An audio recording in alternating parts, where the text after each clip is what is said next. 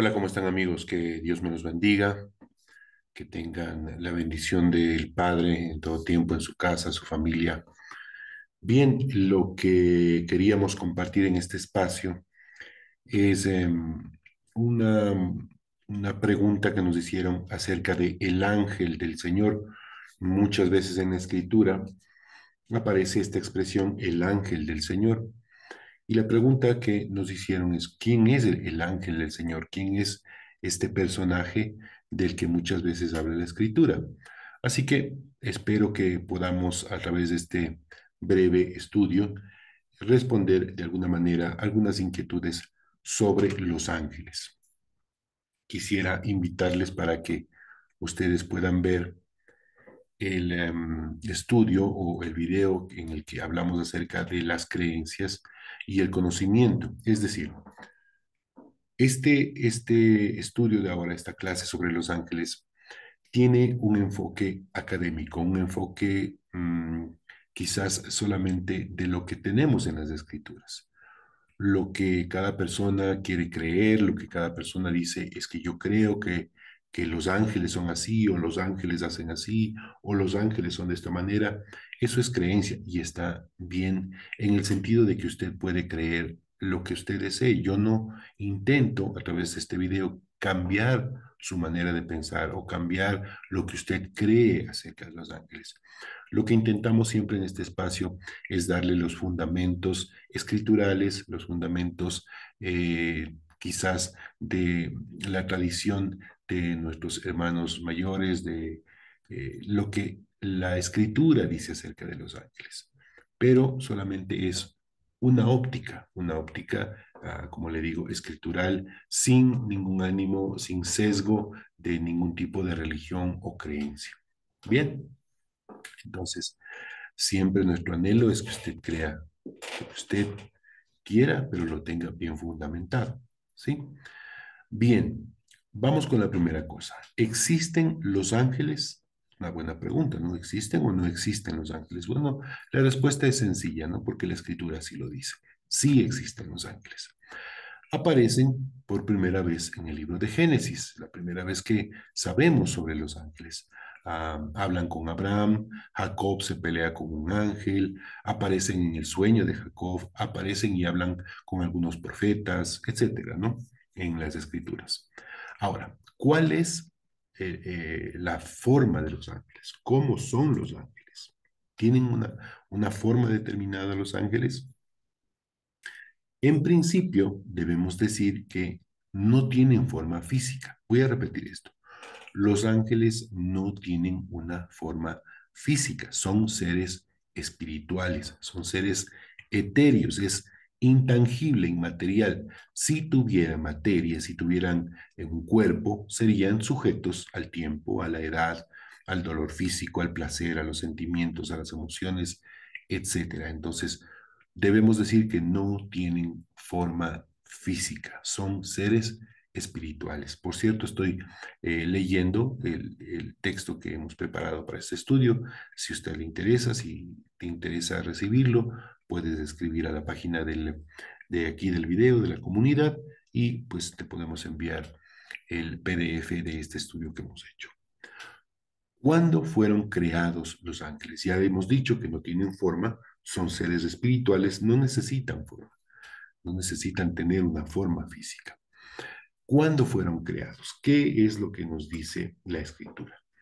Lo que nos dice la escritura es que en el principio creó Dios los cielos y la tierra. Ese es el primer versículo del primer capítulo de la escritura. Bereshit bara Elohim et Hashamayim et haaretz. En el principio creó Dios los cielos y la tierra. La referencia o una de las imposibles interpretaciones es que en el principio lo que creó el Eterno fue el espacio universal, el concepto universal de lo espiritual, que sería el cielo, y de lo material, que sería lo físico, la tierra. Entonces, los seres espirituales, los ángeles, fueron creados para nuestra concepción ahí, en ese principio de todo. No dice la escritura la fecha exacta cuando fueron creados, por lo menos la Torá no nos dice expresamente cuándo fueron creados, pero la interpretación es que cuando la escritura dice, en el principio creó Dios los cielos, está creando el mundo espiritual. Y dice, y la tierra está creando el mundo material. ¿Cuál es la primera vez en las escrituras en la que aparece la idea, la concepción de estos seres espirituales? Bueno, dice en el libro de Génesis, capítulo 3, verso 24, dice, echó pues Dios fuera al hombre y puso al oriente del huerto del Edén querubines y una espada encendida que se revolvía por todos lados para guardar el camino del árbol de la vida. En algunas, obviamente siempre vamos a hacer referencia a las equivocadas traducciones, pero en las traducciones más populares dice que puso al oriente del huerto del Edén querubines, querubines. La palabra en hebreo es la misma, querubín, pero en la mitología mesopotámica aparecen estos seres alados. Estos son también conocidos como grifos, pero son estos seres alados en la mitología mesopotámica que tenían pues ese cuerpo de león, alas, y tenían esa cara como de hombre. ¿Dónde se los colocaba? Se colocaban generalmente a la entrada de los palacios asirios. En la imagen que ustedes están viendo, estamos viendo la entrada del palacio del rey Assur-Nasirpal.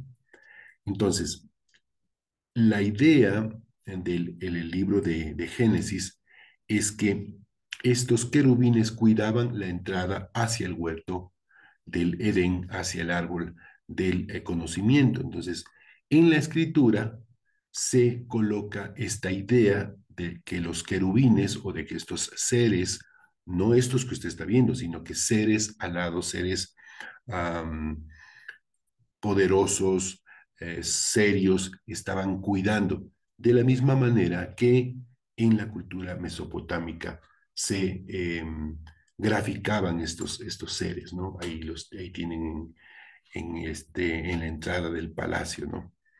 Ahora, en nuestra cultura occidental tenemos esta imagen, ¿no? Tenemos esta impresión de que los querubines son como unos nenitos, como unos tiernos niños con alitas revoloteando, y tenemos la imagen del Cupido, ¿no? El ángel del amor. Entonces, en la opinión de los sabios, es que nosotros como padres tenemos la capacidad de hacer de nuestros hijos, la manera como les criamos a nuestros hijos, hacer de ellos como si fueran ángeles o estos seres ah, serios, espantosos, tal vez ah, así como grotescos, ¿no? O hacer de nuestros hijos estos angelitos tiernos, ¿no? Entonces, la enseñanza de los sabios dice que nosotros como padres tenemos esa capacidad de la manera como criamos a nuestros hijos, hacerles serios, bravos, así como enojones, o hacer de ellos seres tiernos, personas angelicales en el concepto de la palabra, ¿no? Solo como un comentario de lo que enseñan los sabios. Continúo. Entonces, aunque los querubines son seres espirituales, no se mencionan a los ángeles en sí mismos, es decir, todavía no aparece la palabra en la escritura, la palabra ángel. No confundir a los querubines del capítulo 10 del libro de Ezequiel, aunque ahí tal vez se utiliza la palabra arcángel o la palabra serafines, pero no confundir en el capítulo 10 del libro de Ezequiel, en donde el profeta está experimentando una visión. No es la realidad. El profeta está en un estado, digamos, de éxtasis espiritual, tiene una epifanía, es decir, su mente trata de manifestar mentalmente algo que es incomprensible para su entendimiento. Bueno, avancemos hasta el capítulo 16 del libro de Génesis, capítulo 16, verso 7, en donde por primera vez se menciona la palabra ángel y en algunas versiones y en la Torah, por supuesto, dice el malach, malach Hashem, ¿no? El ángel del Eterno. Bien, aquí tenemos una traducción y dice el ángel de Dios junto a una fuente de agua en el desierto, junto a la fuente que estaba en el camino de Shur. Entonces aquí aparece por primera vez en el capítulo 16, verso 7, aparece por primera vez la palabra ángel. En hebreo, la palabra es malach. Aquí la pueden ver, la palabra malach, en este capítulo 16, verso 7, ¿no? Y precisamente aquí dice malach Hashem, ¿no? El ángel del Eterno. Um, Básicamente un ángel es un mensajero. Acá tenemos el diccionario Strong. Aquí tenemos la palabra original para ángel, malach, es un sustantivo masculino. Y la definición dice que es un ángel, es un mensajero. Esto es muy importante que entendamos. También dice aquí embajadores. Ya les he dicho yo muchas veces que el hebreo no se traduce, el hebreo se interpreta. El hebreo no se puede traducir exactamente, esta palabra significa esto y punto. No siempre. Entonces, en este caso, la palabra ángel se puede traducir como mensajero, como embajadores, un mensajero de parte de Dios, alguien que tiene la misión de hacer un trabajo de parte de Dios. A veces habla a nombre de Dios también. Bien, algo que es importante mencionar es que los ángeles no tienen libre albedrío, no pueden operar a voluntad propia, están, por así decirlo, preprogramados para servir a Dios, mientras que el ser humano se le confía la misión de servir a Dios, pero tenemos la libertad de elegir hacer lo correcto o lo incorrecto, ¿no? Por lo tanto, el servicio a Dios llevado a cabo por los humanos es de un valor mucho más grande que el servicio de los ángeles. ¿Por qué? Porque nosotros tenemos la capacidad de decidir servir o no a Dios, mientras que los ángeles están de alguna manera, por así decirlo, y es así, obligados a servir a Dios, preprogramados para servir a Dios. Sigamos. Los ángeles, como ya dijimos, no tienen alas, no tienen alas. Y en ninguna parte de la escritura se menciona que los ángeles tengan alas. Es decir, los profetas dicen que en visión, esto es muy importante tomar en cuenta, en visión veían ángeles con alas, con manos o seres que tenían forma de león, de hombre, de águila, etcétera. Estoy hablando de Ezequiel 1, donde la visión de la gloria de Dios. Pero los ángeles, no dice la escritura que los ángeles creados por Dios, estos seres espirituales, tenían alas. Fue a finales del siglo IV cuando los pintores, los escultores, los dotaron de alas para reflejar su naturaleza etérea y así quedó hasta la fecha. Ahí en la imagen tenemos una pintura del periodo bizantino en donde aparece el ángel Miguel con alas, pero no quiere decir eso, por eso que los ángeles tengan alas. Antes del Imperio Bizantino no hay referencias de ángeles con alas. Quizás esta idea de que los ángeles tenían alas fue influenciada por la leyenda griega de Ícaro. Los pintores, los escultores del Imperio Bizantino comenzaron a pintar a los ángeles con alas y así se quedó la costumbre, pero como digo, quizás inspirados por la leyenda griega de Ícaro, en donde en la mitología griega, pues Ícaro es el hijo del arquitecto Dédalo, constructor del laberinto de Creta, y su papá construye unas alas de cera para él y para su hijo, con la recomendación de que no se acerque hacia el sol, porque como las plumas estaban pegadas con cera, se podía derretir, que es lo que precisamente pasó en la leyenda, ¿no? Entonces, uh, es solamente una leyenda de la mitología griega, pero no tienen alas. Ahora, alguien puede decir, pero las escrituras dicen que sí tienen alas. Ok, vamos a ver esto un poco más adelante.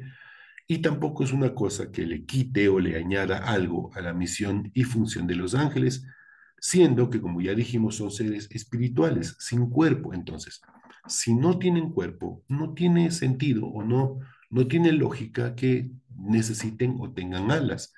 Inicialmente dijimos porque no tienen cuerpo, no necesitan tener alas. Sigamos, según las escrituras, avanzamos hasta el capítulo 18 del libro de Génesis, y en el verso 2 dice que Abraham vio a tres hombres, ¿no? Ahí tenemos el famoso encuentro de Abraham. Aquí está escondida Sara, digamos, en esta imagen. Pero Abraham se encuentra en el tercer día de su circuncisión, según dicen los estudiosos, este es el día en el que más duele la circuncisión. Y aparecen, según el libro de Génesis capítulo 18, aparecen estos tres hombres. Efectivamente, la escritura dice que eran tres hombres, pero en el capítulo 19, verso 1, dice, habla de estos tres hombres como tres ángeles. Hay un debate entre los sabios y estudiosos de las escrituras de si los ángeles pueden adoptar forma humana o no. Según el texto que leemos en Génesis 18, en hebreo dice Slosha Anashim. Aquí tenemos el capítulo 18 de la Biblia hebrea. La palabra para hombre es Ish, pero esta es la raíz de esta palabra Anashim. Y el texto dice es los Shah Anashim. ¿Qué quiere decir esto? Seres existentes, eso es lo que quiere decir, seres existentes. Pero después se revela del mismo texto que se trataban de mensajeros, es decir, ángeles disfrazados de parte de Dios que venían para cumplir con tres misiones. ¿Por qué? Porque los ángeles no pueden hacer dos misiones al mismo tiempo, no pueden hacer dos cosas al mismo tiempo. Entonces, un ángel venía para avisar a Abraham y a Sara que iban a tener un hijo, el ángel Miguel. El ángel Gabriel venía para destruir Sodoma y el ángel Rafael llegaba para sanar a Abraham, que estaba en su tercer día de circuncisión, y para rescatar también a Lot y a sus hijas de Sodoma. En el libro de Génesis capítulo 32, verso 20, dice que a Jacob se le aparecieron, perdón, en el 32, 2 dice que a Jacob se le aparecieron ángeles. Y el 32, 4 dice que Jacob envió ángeles, envió ángeles. Entonces, la pregunta aquí es, puede un hombre ordenar a los ángeles? Como ustedes saben, hay personas que creen que pueden ordenarlo todo, ordenarlo a Dios, declarar, decretar, y por supuesto hay personas que creen que pueden ordenar a los ángeles. Quizás basados en este verso, en donde en el libro de Génesis capítulo 32 dice que a Jacob se le aparecieron ángeles, y en el 32, 4 dice que Jacob envió ángeles.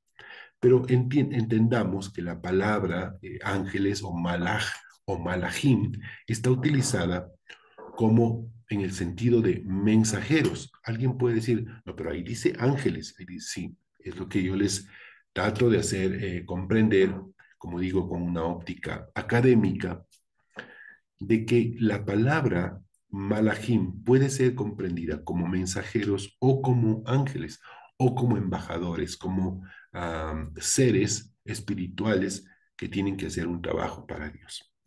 Bueno, la respuesta entonces, ¿pueden los seres humanos ordenar a los ángeles? La respuesta es no, no. Entonces, ¿a qué se refiere el texto? En el primer caso, en el 32.2, cuando dice que a Jacob se le aparecieron ángeles, efectivamente son ángeles, son seres espirituales. En el segundo caso, utiliza la palabra ángeles como mensajeros. Jacob estaba enviando a estos hombres delante de su hermano Esaú para ablandar el corazón de ese encuentro que iban a tener, ¿no? Algo que también me preguntaron es acerca de los nombres de los ángeles. En este pasaje, en el pasaje de Génesis 18, no se mencionan los nombres de los ángeles. Cuando Abraham se encuentra con los ángeles, con estos hombres, no se mencionan los nombres de estos ángeles. En toda la Torah, es decir, en los 5 primeros libros de la Escritura, no se mencionan el nombre de ningún ángel. Cuando Jacob está luchando con el ángel, le pide que le revele su nombre y el ángel se rehúsa a hacerlo. Es decir, en ningún momento, encontramos las Escrituras, en ningún momento ningún ángel le dice a la persona cómo se llama. Recién en el libro de Daniel se menciona al ángel Gabriel en Daniel 9, pero como una parte del libro se escribió durante la cautividad en Babilonia, 5 siglos antes de la era común, es posible que la escritura esté influenciada por la mitología babilónica y en todo caso los arqueólogos datan el libro para el siglo II, entre el siglo V o siglo II antes de la era común, ya que está escrito en 3 idiomas, hebreo, arameo, el idioma que hablaban en Babilonia, y en griego. Pero, volviendo a los nombres, los únicos que están contenidos literalmente en las escrituras son el nombre del ángel Miguel, en Daniel capítulo 2, 12, pero bajo la premisa de que está bajo una visión profética. El nombre de Gabriel, en Daniel capítulo 8, que también está bajo una visión profética, y el nombre del ángel Rafael, que solo consta en el libro apócrifo de Tobías en el capítulo 12. Entonces, en la escritura no está definido ningún nombre de ningún ángel, solamente en los textos que he mencionado, pero en el caso de Daniel como parte de una visión, y en el caso de este libro apócrifo de Tobías se menciona al ángel Rafael. Bien, vamos terminando. En el capítulo 22, verso 20, perdón, en el capítulo 22, verso 11 del libro de Génesis, aparece la primera vez la expresión el ángel del Señor. En hebreo, el ángel de Hashem. Dice, y lo llamó un ángel de Hashem desde el cielo y le dijo, Abraham, Abraham, hablando de cuando Abraham iba a sacrificar a Isaac. ¿Quién es este ángel? La escritura no lo dice. Solo sabemos que es un ángel, un mensajero, que llega para cumplir con una misión. La misión en este caso, impedir que Abraham sacrifique, mate a su hijo. En el capítulo 3, 20, dice, se le apareció a Moisés el ángel de Hashem en una llama de fuego, en medio de una zarza. Nuevamente, ¿quién es este ángel que aparece en esta zarza? No lo sabemos, no, la escritura no dice, solo sabemos que es un ángel que viene con una misión de parte de Dios. ¿Cuál es la misión? Comunicarle a Moisés acerca de la liberación del pueblo de Israel. Ah, ¿quién estaba?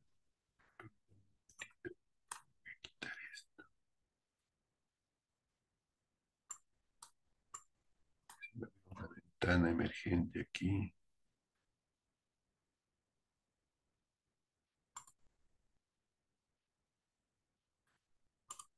Ya. ¿Quién estaba hablando con Moisés? El ángel, ¿no? El ángel lo llama y dice,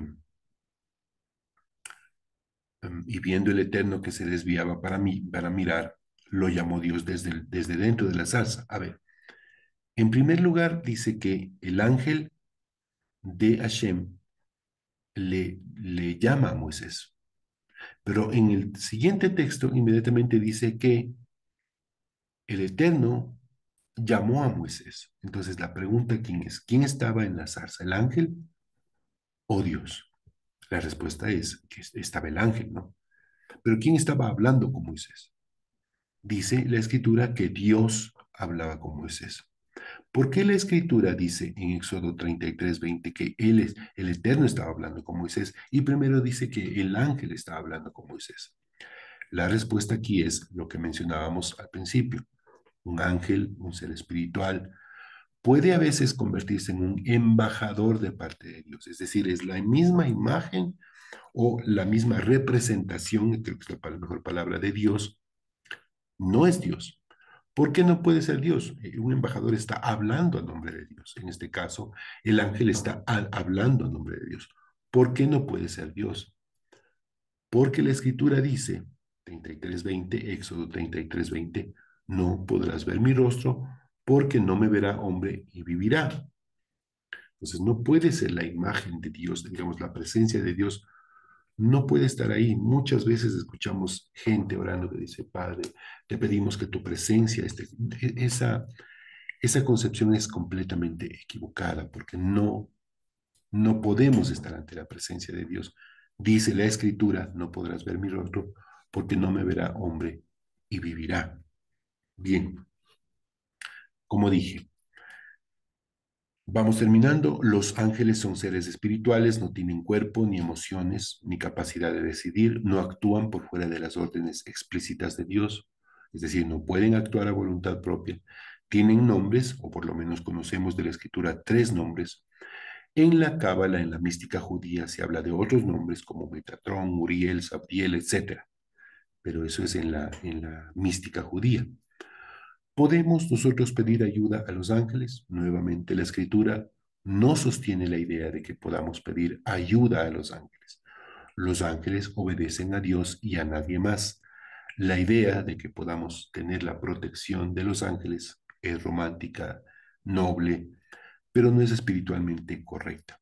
Si necesitamos ayuda, socorro, protección, pidámosla a Dios. Dice el Salmo 4:8, en paz me acostaré y asimismo dormiré, porque solo tú me haces vivir confiado. Y dice el Salmo 121, dice, a las montañas levanto mis ojos, ¿de dónde vendrá mi ayuda? Mi ayuda proviene del Señor, el creador del cielo y de la tierra. El Eterno te protegerá de todo mal, Él guardará tu vida, te cuidará en el hogar y en el camino, desde ahora y para siempre. De todo corazón, mi deseo, mi anhelo es que este estudio te sirva, te haya dejado, como siempre digo, más dudas que certezas y que investigues por tu propia cuenta el tema. Y esa es la intención siempre de nuestras clases, poner fundamentos firmes, claros, concisos, concretos de la escritura dentro de nuestras creencias. Que Dios me los bendiga, cuídense mucho y muchas gracias por acompañarnos. Bendiciones.